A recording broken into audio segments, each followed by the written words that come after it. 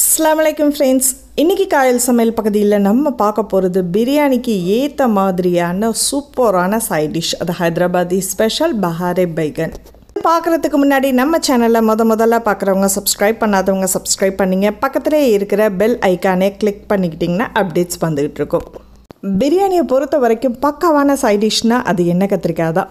So இது Hyderabadi special நம்ம இன்றைக்கி பார்த்துட்ருக்கோம். ஸோ இதுக்கு தேவையான பொருட்கள் அப்படின்னு பார்த்தீங்கன்னா முதல்ல வறுத்த அரைக்கக்கூடிய பொருட்கள் வேர்க்கடலை, எள்ளு, அப்புறம் ஃப்ரெஷ்ஷான கோகோனட். இப்போ ஒரு பேனில் வெறுமனையாக எண்ணெயெல்லாம் எதுவுமே சேர்க்க வேண்டாம். ஸோ வேர்க்கடலை தோல் எடுக்கணுன்ற அவசியமும் இல்லை. அதை கொஞ்சம் நல்லா வறுத்துட்டு வாசனை வர்ற வரைக்கும் அடுப்பை சிம்மில் வச்சுட்டே வறுத்துங்க. இது கூட கருப்பு எள்ளு அல்லது வெள்ளை எள்ளு எது வேணாலும் நீங்கள் சேர்த்துக்கலாம். அதுவும் வெடிக்கிற வரைக்கும் நம்ம வறுத்துக்கிட்டு இருக்கோம். ஸோ இப்போ அடுப்பை ஆஃப் பண்ணிட்டு தான் நம்ம இதில் தேங்காவை இதில் சேர்க்குறோம். கொஞ்சம் அந்த சூட்லையே வறுத்து எடுத்துருங்க. இதை அப்படியே கொஞ்சம் ஆற விட்டுடுங்க. ஆறினதுக்கு அப்புறம் நம்ம இதை கிரைண்ட் பண்ண போகிறோம்.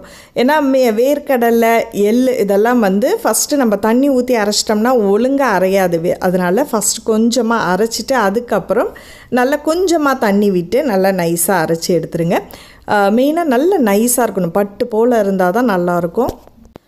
ஸோ இது வேர்க்கடலையோட மணத்தோட எள்ளோட சுவையோடு இது ரொம்ப டிஃப்ரெண்ட்டாக இருக்கும். நார்மலாக நம்ம வெறும் தேங்காய் மட்டும்தான் விடுவோம். இது கூட இது சேர்க்கும்போது இன்னும் டேஸ்ட்டாக இருக்கும். இந்த மாதிரி மையாக அரைச்சி இதை தனியாக நம்ம எடுத்து வச்சிடலாம்.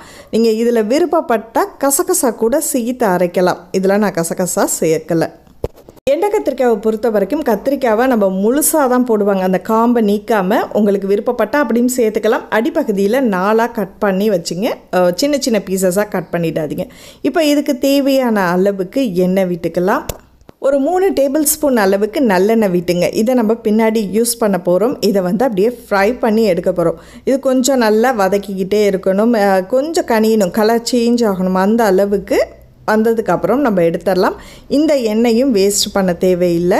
இதில் உள்ள எண்ணெயோடு அப்படியே எடுத்து நீங்கள் ஒரு பவுலில் மாற்றி வச்சுருங்க.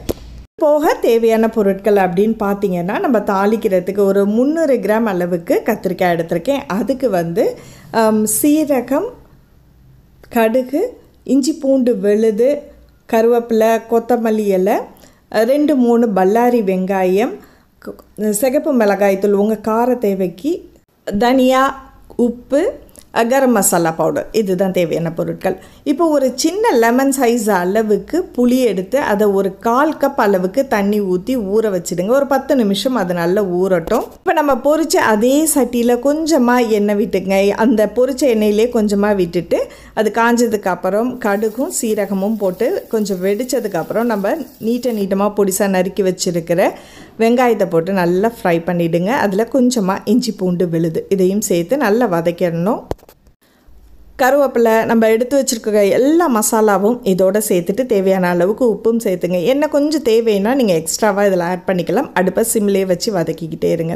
இப்போ நம்ம இதில் அரைச்சி வச்சுருக்கிற அந்த வேர்க்கடலை இல்லை தேங்காய் கலவையை இதோடு நம்ம சேர்த்தலாம். தேவையான அளவுக்கு தண்ணி சேர்த்துங்க. ரொம்ப நிறைய தண்ணி சேர்க்காதீங்க. ஏன்னா நம்ம இது சேர்க்கும் போது தான் நல்ல ஒரு திக்னஸ் கிடைக்கும்.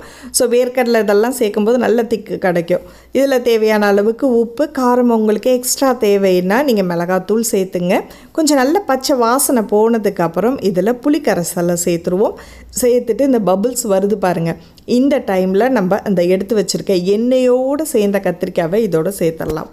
எண்ணெய் பிரிஞ்சு வரும்போது அடுப்பை ஆஃப் பண்ணிட்டு மேலே கொத்தமல்லி தூவி எடுத்துருங்க. பொரிச்சு வச்சுருக்கிற அந்த வெங்காயத்தையும் மேலே தூவிட்டிங்கன்னா சுவையான பிரியாணிக்கு ஏற்ற மாதிரியான பஹாரே பைகன் ரெடி ஆகிடுச்சு. இந்த வீடியோ உங்களுக்கு பிடிச்சிருந்துச்சுன்னா மறக்காமல் லைக் பண்ணிவிட்டு உங்கள் ஃப்ரெண்ட்ஸ்க்கும் ஷேர் பண்ணுங்கள். அடுத்த ஒரு இன்ட்ரெஸ்டிங்கான வீடியோவில் சந்திப்போம். நன்றி.